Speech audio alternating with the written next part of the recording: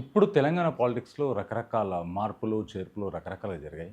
కాకపోతే బీజేపీ ఇప్పటిదాకా కాంగ్రెస్, బీఆర్ఎస్ పైన వచ్చింది. కాకపోతే ఇప్పుడు బీజేపీలో రకరకాల విమర్శలు గుప్పించుకోవడం జరుగుతుంది.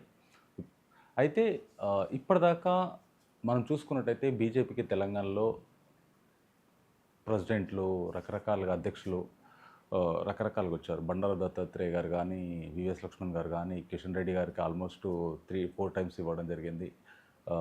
బండి సంజయ్ గారికి ఇవ్వడం జరిగింది. లక్ష్మణ్ గారికి 3 టైమ్సు, బండారు దత్తాత్రేయ గారికి ఆయన ఆల్మోస్ట్ 6, 7 ఇయర్స్ ఆయన ప్రెసిడెంట్‌గా చేశారు. అంతకుముందు వేరే వాళ్ళు చేశారు.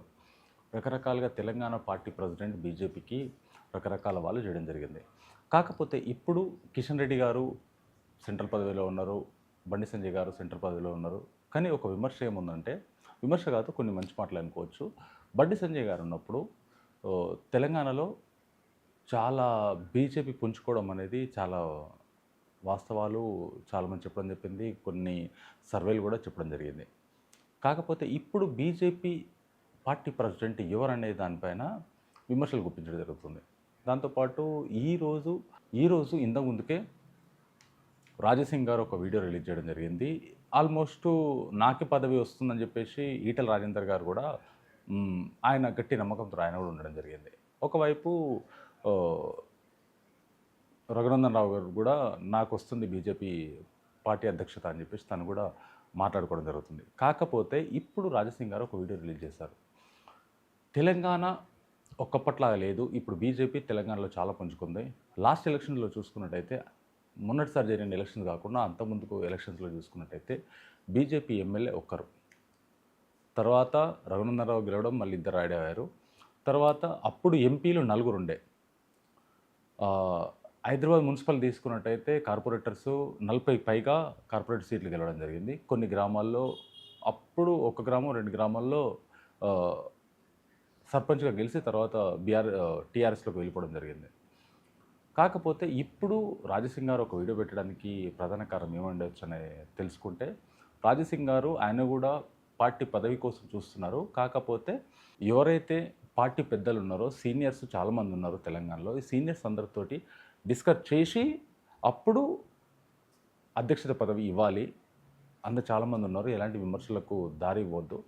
ఏమున్నా సరే సీనియర్స్ తోటి మాట్లాడి సెంట్రల్ వాళ్ళకు కూడా అమిత్ షా గారికి కానీ, మోడీ గారికి కానీ నేను కోరుతున్నాను, నేను లేఖ కూడా రాస్తాను. సీనియర్స్తో డిస్కస్ చేసి ఎవరు బాగు చేస్తారు, దేశ రాజకీయాల్లోకి ఉన్న రాష్ట్రాన్ని ఎవరు తీసుకెళ్తారు, ఎవరు బాగు చేస్తారని చెప్పేసి ఒక రిక్వెస్ట్గా ఒక వీడియో నేను సెంట్రల్కి కూడా ఒక లెటర్ పెడతాను అని చెప్పేసి ఒక మార్చడం జరిగింది. ఎందుకంటే ఈటెల రాజేందర్ గారు ఈ మధ్యలో కొద్దిగా యాక్టివ్గా ఉన్నారు. ఇంతకుముందు బీఆర్ఎస్లో ఉండే, బీఆర్ఎస్ నుంచి బీజేపీకి రావడం జరిగింది. బీజేపీకి వచ్చిన తర్వాత ఎమ్మెల్యే ఓడిపోయి మేడ్చల్ మల్కాజ్గిరి డిస్టిక్లో ఎంపీగా గెలవడం జరిగింది. సెంట్రల్ పదవి వస్తుంది అనుకున్నారు కానీ రాలేదు. అదే బండి సంజయ్ గారికి, కిషన్ రెడ్డి గారికి ఇవ్వడం జరిగింది. 8 ఉన్నాయి ఈరోజు. ఎంపీ సీట్లు 8 ఉన్నాయి. దాంతో ఎంపీ సీట్లలో ఇంకా చాలామంది ఉన్నారు. కిషన్ రెడ్డి గారు ఉన్నారు. కిషన్ రెడ్డి గారికి సెంట్రల్ పదవి రావడం జరిగింది. బండి సంజయ్ గారికి ఇద్దరికి వచ్చింది. అయితే ఇంకా చాలామంది ఉన్నారు. వీళ్ళకి ఇవ్వాలి అన్నట్టు మాట్లాడారు. కానీ ఈటెల రాజేందర్కి ఇవ్వచ్చా పదవి, ఇవ్వకూడదా? ఎందుకంటే రీసెంట్గా కొత్తగా వచ్చినాను. తను ఈసారి లాస్ట్ ఇయర్ వచ్చి ఈసారి పార్టీలో నేను పగ్గాలు పట్టుకొని నడిపిస్తానని ఎంతవరకు కరెక్ట్ అన్న విమర్శ వస్తుంది. ఆయన ఏమంటున్నారంటే దీంట్లో పార్టీ అనేది కొత్త పాత అని ఏముండదు. ఎవరు యాక్టివ్గా బాగా ప్రజలందరినీ కలుపుకొని సీనియర్స్ జూనియర్స్ని కొత్తగా వచ్చే వాళ్ళని ఎవరినైతే కలుపుకొని వెళ్తారో వాళ్ళకే పార్టీ భవిష్యత్తు బాగుంటుంది. ఇలా సీనియర్స్ జూనియర్స్ అని ఏముండదు అని చెప్పేసి ఒక విమర్శ వచ్చింది. అంటే ఇద్దరి మధ్యలో వాదోపవాదనలు నడుస్తున్నాయి. అంటే ఎక్కడి వరకు దారి తీస్తుంది, ఎక్కడి వరకు ఫైటింగ్ తీసుకెళ్తుంది అనేది చూసుకోవాలి. కానీ ఇప్పటివరకు అయితే బీజేపీకి పార్టీ అధ్యక్షుడు లక్ష్మణ్ గారే ఉన్నారు. ఇంకా ఎలాంటి చేంజ్ అవ్వలేదు. చేంజ్ అవ్వబోతుంది. ఈ రాబోయే కొద్ది రోజుల్లో కూడా బీజేపీ పార్టీకి, తెలంగాణ బీజేపీ పార్టీకి అధ్యక్ష పదవి ఎవరికి ఇస్తారనేది చూడాలి. దీని మధ్యలో జరుగుతున్న విమర్శల కోసం ఆలోచించి చూడాలి. Thank you.